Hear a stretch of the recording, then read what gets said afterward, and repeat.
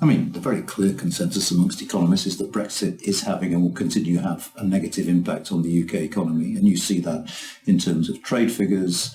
And what Paul was saying was interesting, isn't it? Because I think one of the issues we face is that the things we're struggling with are not just Brexit issues.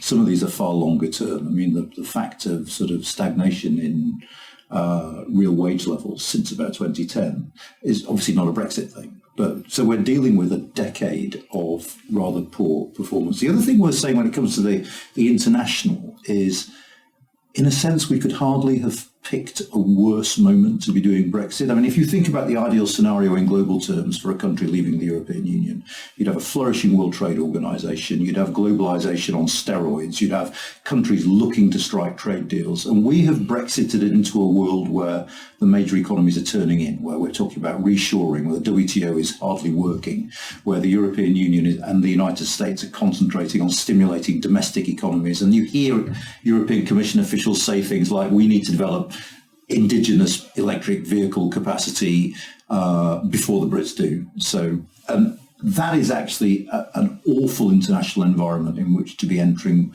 on this kind of project, which implied a sort of buccaneering, free trading, outward-looking UK. So that seems like sort of bad luck. Paul, could you therefore argue that the negative impact we're seeing on the economy is a short-term thing? Actually, if the global circumstances change, and I think people before Brexit, even sort of some of the people who were very pro-Brexit said there will be a short-term negative impact and a sort of period of uncertainty and so on. Is that something that we're going to pull through in your view and there are sunlit uplands beyond, or do you think this looks like a more long-term issue?